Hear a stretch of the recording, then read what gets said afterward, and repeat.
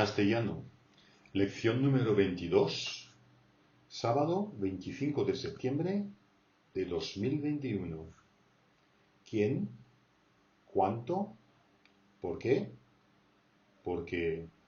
¿Cómo? ¿Cuál? ¿Dónde? ¿Quién? ¿De quién? ¿Cuánto? Alors là, en fait, c'est très important, tout ça, ce sont des pronoms interrogatifs et ça permet de pouvoir poser des questions et de pouvoir y répondre. Donc, on fait des petits dialogues, tout simples, qui sont des choses qui vont pouvoir t'arriver dans la vie de tous les jours. L'objectif, c'est de pouvoir se présenter, ou quelqu'un te pose une question, ou tu poses la question à quelqu'un, comment tu t'appelles, etc., etc., etc. On va commencer avec quién, et ensuite a quién, de quién.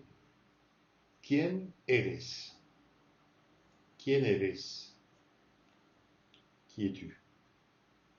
¿Quién eres? On peut répondre à cette question. Soy Maxime. Et tu peux te présenter un petit peu plus après. Qui es-tu? On peut répondre par son nom, on peut répondre par le fait que tu sois français, etc., etc. ¿Quién es esta chica? ¿Quién es esta chica? Cette fille. ¿Quién es esta chica? Esta chica es mi hermana Amaya. Donc, qui est cette fille? Montre ta sœur et tu dis cette fille, esta chica, es mi hermana Amaya. C'est ma sœur Amaya. ¿Quién te enseñó castellano? ¿Quién te enseñó castellano? Me lo enseñó un profesor. Me lo enseñó un profesor. ¿De quién es este libro? Aquí. ¿De quién es este libro? Aquí es el libro. ¿De quién es este libro? Es mío. Alors on peut dire c'est le mien. Es tuyo, le tien. Es nuestro, le nôtre. Es vuestro, le vôtre. Etc., etc. ¿A quién piensas? ¿A quién piensas? ¿A qui penses-tu? ¿De quién hablas? ¿De quién hablas? Hablo de mi padre. ¿De quién hablas? Hablo de mi padre.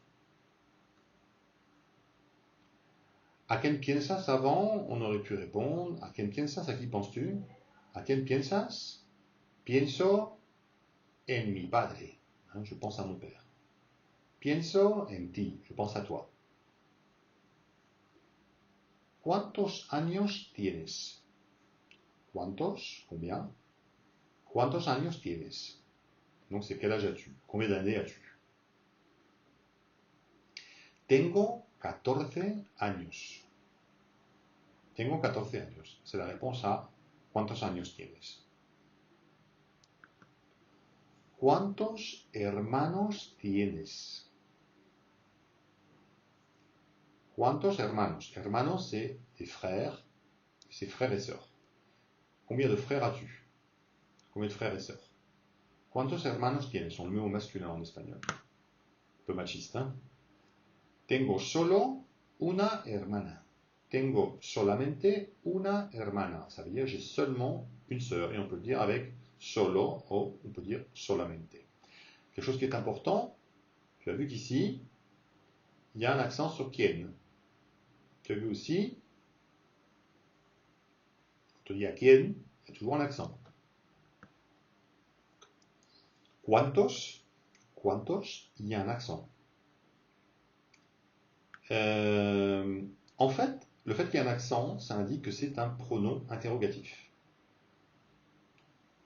No sabes quién soy, tu ne sais pas qui je suis. Okay, c'est pas une question. Et là, il n'y aura pas d'accent.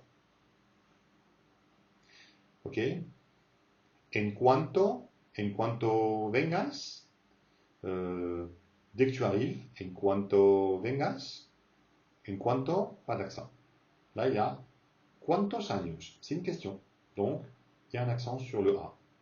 Ok? ¿Cuánto vale este coche?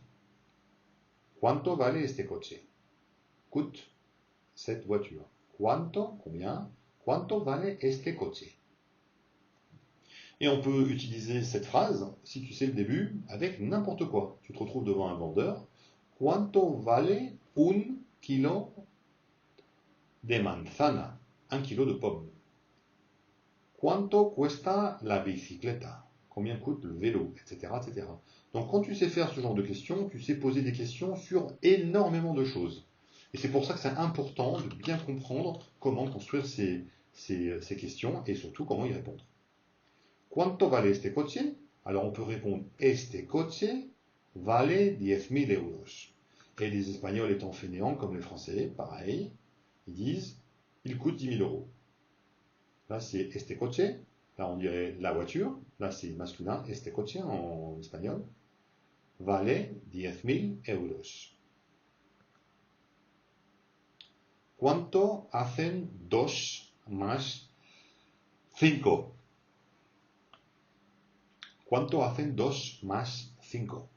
Más, plus. Combien font 2 plus 5? ¿Cuánto hacen 2 más 5? 2 más 5 son 7. Hacen 7. ¿Por qué? Porque, ¿dónde? Alors là, on a pourquoi, parce que, où. Quand c'est une question, ¿por qué? En 2 mots, il y a un espace entre les deux et il y a un accent. Quand on dit parce que, ça a l'air d'être la même chose, mais c'est collé et il n'y a pas d'accent. ¿Por qué? Pourquoi quelque chose? Parce que. Porque. ¿Por qué? Porque. L'accent va vers le haut, c'est un peu plus aigu. Porque. Là, c'est un peu plus grave et c'est un peu dit d'un même tenant. ¿Dónde? ¿Dónde? Pareil, il y a un accent parce que c'est une question. El pueblo donde vivo, en el cual vivo, voilà. On peut dire el pueblo donde vivo. Quand on dit donde, il n'y a pas d'accent sur donde si ce n'est pas une question. Le village dans lequel j'habite, par exemple. Hein. Mais là, la question c'est donde, où. Alors, on va avoir des questions avec por qué, avec l'accent, des réponses avec por qué, parce que. Ok. On va commencer avec por qué. ¿Por qué hablas castellano? ¿Por qué hablas castellano? Pourquoi tu parles espagnol? Porque me gusta. T'as entendu la différence? ¿Por qué hablas castellano? ¿Por qué? Ça monte dans les aigus un petit peu. ¿Por qué? Hein, puisqu'il y a un accent.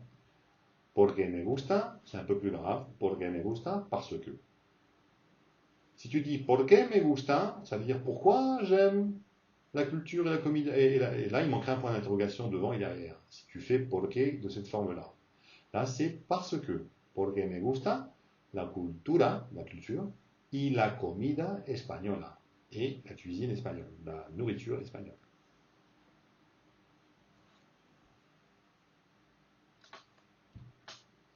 ¿Por qué estudias? ¿Por qué estudias? ¿Por qué? Je monte un peu vers les aigus. ¿Por qué estudias? Pourquoi tu étudies? Porque quiero ser cocinero. Parce que, donc c'est un peu plus grave, ça monte pas dans les aigus, c'est parce que. Porque quiero ser cocinero. Je veux être cuisinier. Quiero ser, j'aimerais être cocinero. Okay? Je veux devenir cuisinier. ¿Por qué estás mojado? Tu vois, à chaque fois c'est ¿por qué? C'est une question. ¿Por qué estás mojado? Être mouillé. Pourquoi es-tu mouillé? ¿Por qué estás mojado? Porque llueve. Porque llueve. Parce qu'il pleut. Alors tu peux dire estoy mojado. Quand on te pose la question ¿por qué estás mojado? Tu réponds estoy mojado porque llueve. Porque llueve. Parce qu'il pleut. Maintenant, donde? Donde, avec un accent, c'est une question. Donde vives? Donde vives? Ça monte dans les aigus aussi. Si tu dis je vis où je veux, vivo donde quiero, donde quiero. Donde, il n'y a pas d'accent et c'est plus grave. Là, la question c'est donde vives? On sent bien la différence. Donde vives? Vivo en Francia. Donc là, quand on te pose la question donde vives? Vivo, tu réponds vivo en Francia. Si tu me poses la question donde vives? Je vais te répondre vivo en España. En Espagne. ¿Dónde estudias el castellano? Où étudies-tu l'espagnol? ¿Dónde estudias el castellano? ¿Dónde? Ça monte dans les aigus. ¿Dónde? Ok. Et après, là, ici, tu peux dire estudio al colegio. Alors, on peut dire estudio castellano, la phrase complète. Estudio castellano al colegio, à l'école. Estudio castellano al colegio y con mi profesor por internet. Y con mi profesor en línea. Alors là, on a avec mon professeur par internet, avec mon professeur en ligne. Donc on a deux manières de dire que c'est par internet. Ok? Estudio al colegio y con mi profesor por internet. Y con mi profesor en línea. Ok? Alors là, une question, parce que ça, on va te poser la question. Disons, tu parles bien l'espagnol, comment ça se fait? Où est-ce que tu as appris à parler espagnol? Alors là, tu pourrais expliquer que estudio al colegio y con mi profesor por internet o en línea. ¿Dónde vas? ¿Dónde vas? Pareil, on monte dans les aigus pour dire ¿dónde vas? Alors, ¿dónde? C'est, quand on monte un peu vers le haut, c'est une question. ¿Dónde vas? Ok? On sait que c'est une question en espagnol, je te rappelle, parce qu'il y a un point d'interrogation devant l'interrogation et à la fin de l'interrogation. Tout ce qui est entre ces deux, c'est une question. Donc quand on te dit quelque chose qui commence par donde, un accent. Si tu as un point d'interrogation fait por qué, c'est un espace et c'est avec un accent aigu. Ok? Donde vas? Donc ça, on va te le dire très, très facilement. Où vas-tu? Donde vas? T'as un ami, t'es en Espagne, t'es en train de marcher dans la rue, il te croise et il te dit ¿Dónde vas? Où vas-tu? Et tu lui dis Voy a casa. Voy a casa. Alors je te rappelle que quand on dit vivo ou quand on dit voy, en espagnol, le V se prononce quasiment comme un B. Vivo, on entend bien que c'est pas bibo, c'est pas bibo, c'est vivo. C'est entre le V et le B. C'est assez difficile, assez subtil, mais ça fait la différence entre un espagnol et un français qui parle ou un anglais qui parle espagnol. La majorité des gens vont dire vivo en Francia, pour dire à la française. Là, c'est vivo en Francia. Ça, c'est vraiment l'accent espagnol pour le dire. Voy a casa. Voy a casa. Si tu n'arrives pas à faire entre le V et le B, tu fais un B. Voy a casa. D'ailleurs, il faut savoir qu'en Espagne, il y a beaucoup de gens qui, quand ils ne savent pas très bien écrire, ils ne savent pas si c'est un V ou si c'est un B, parce qu'eux, ils disent boy. Boy, ça veut dire j'y vais, j'arrive, boy. Ok? Ils disent ça. Et ils sont capables de l'écrire B-O-I, B-O-Y. Enfin bref, ils peuvent très mal l'écrire. Alors bien sûr, les Espagnols en général savent l'écrire, mais certains, surtout maintenant que les gens n'écrivent presque plus, ils font des SMS. Ils vont marquer boy avec B-O-I ou B-O-Y. Et c'est faux. Okay? Si quelqu'un te dit ça, bon, tu le sauras, c'est faux. C'est boy, c'est un V.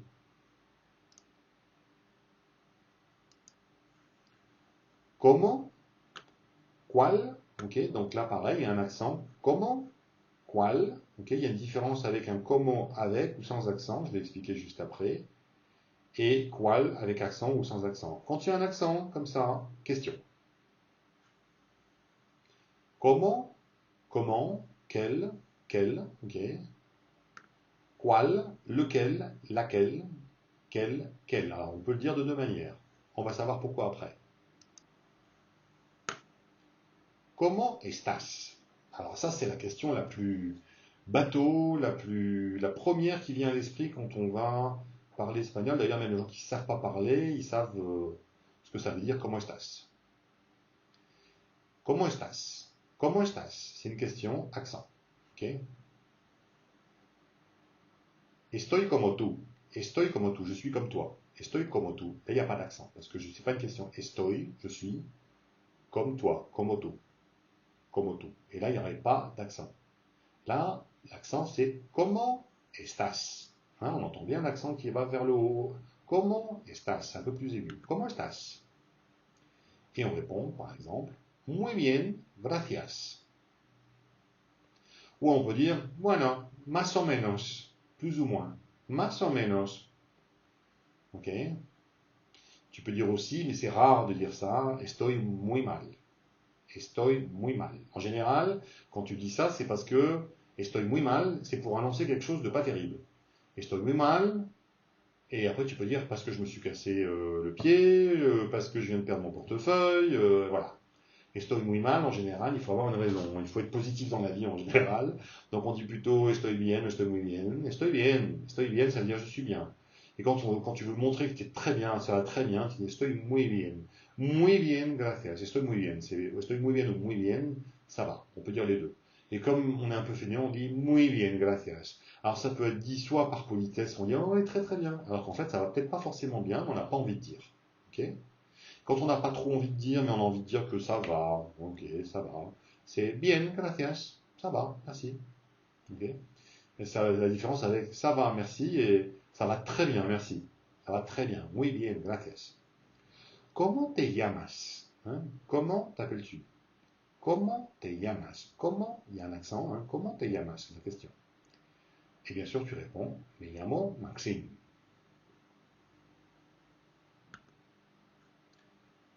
Comment hablo castellano? Hein? Toi, par exemple, tu vas poser la question, tu me poses la question. Comment hablo castellano? Hein? Comment est-ce que tu parles l'espagnol? Et je vais te répondre, hablas muy bien. Tu parles très bien. Ok? ¿Cuál es tu nombre? Alors, ¿cuál es tu nombre? C'est pas quel est ton nom, c'est quel est ton prénom. Alors, c'est un faux ami. On dit nombre pour le prénom et on dit apellido pour le nom de famille. Et en espagnol, on met un S parce qu'on dit apellidos. Parce qu'en Espagne, les gens vont s'appeler avec deux noms de famille. Le nom de famille d'abord du père et ensuite le nom de famille de la mère. Ok? Donc par exemple, si ton père s'appelle Ramirez, et que ta mère s'appelle Lopez, donc Lopez, tu vas t'appeler Maxime Ramirez Lopez. Voilà. Et en fait, ce qui est intéressant quand on s'appelle comme ça en Espagne, c'est que si tu te maries, quoi qu'il arrive dans ta vie, que tu divorces, etc., que tu as une femme ou un garçon, tu changes jamais ton nom. Tu as toujours ton prénom, tu peux même en avoir plusieurs, et tu as toujours deux noms de famille, le nom du père et le nom de la mère, dans cet ordre-là. Ok? Donc je ne vais pas donner ton nom de famille là sur cette leçon, mais il y a un mot Maxime et le nom de la famille après derrière, hein, quand on dit cuál es tu apellido. ¿Cuál libro quieres? ¿Cuál libro?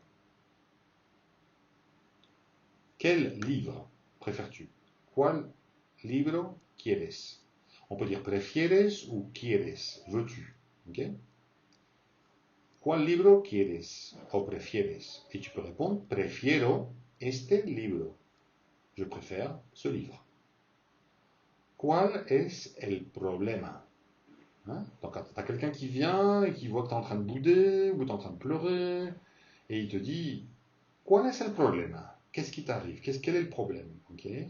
Et si tu n'as pas envie de répondre ou s'il n'y a pas de problème, tu lui dis no hay problemas. No hay problemas. Alors en français, on dit il n'y a pas de problème et on met un singulier parce qu'il n'y en a pas. Et en espagnol, on met un pluriel. No hay problemas. On ne dit pas no hay problema. Même si on te dit ¿Cuál es el problema? On te dit el problema. Et tu dis no hay problemas. ¿Qué? ¿Qué? Que, quel, ok? Alors là, pareil, on a un accent sur que, parce que c'est une question. Que. El libro que leo. Alors, là, il n'y aurait pas d'accent. Là, tu dis que hora es. Donc là, quelle heure est-il? Que hora es. La réponse, par exemple, c'est son las 10 de la mañana. Que hora es? Son las 10 de la mañana. 10 heures du matin. On a déjà vu l'heure. ¿Qué día somos hoy? Quel jour sommes-nous aujourd'hui? ¿Qué día somos hoy? Et là, on dit hoy, il n'y a pas de H, on n'entend pas le H, il est muet.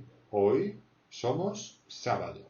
Si je te demande maintenant ¿qué día somos mañana? Quel jour sommes-nous demain? Mañana, on dit plus hoy, on dit mañana. Seremos, nous serons, seremos domingo. ¿Ok? ¿Qué quieres comer? Que veux-tu manger? ¿Qué quieres comer? Alors là, tu m'as répondu tout à l'heure, me gustaría comer, donc j'aimerais bien manger, et après tu as donné plein de choses que tu aimerais manger. Me gustaría comer una paella, une paella, le plat de riz espagnol. Me gustaría comer una selva negra. Donc ça c'est ton dessert favori, una selva negra. D'accord? Si ta mère te demande pour ton anniversaire, qu'est-ce que tu veux manger? ¿Qué quieres comer? Tu lui dis, quiero comer una selva negra. D'accord? Une forme noire. Et après, una pizza. Alors, on le dit sous la forme espagnole. Una pizza. ¿Ok? Me gustaría comer una pizza. Fin de la lección número 22. Nos vemos la próxima semana, el sábado. Alors, tu as bien compris que toute cette leçon est extrêmement importante. Elle te permet de poser des questions, d'y répondre, et donc de dialoguer. Ça veut dire que cette leçon, il faut que tu la comprennes bien. Il faut que tu la révises régulièrement et que tu dises à haute voix les questions. Et aussi que tu essayes de poser des questions, tu essayes de te poser toi-même des questions, comme si tu étais ton ami et tu poses la question à toi, etc. Tu joues des jeux de rôle où tu vas essayer de te poser des questions. D'ailleurs, une prochaine fois, on va essayer, je vais te demander si tu as un téléphone portable ou un ordinateur, de te filmer en train de faire un dialogue entre deux personnes. Allez, nos vemos la semana próxima. La próxima semana nos vemos el sábado. Hasta luego.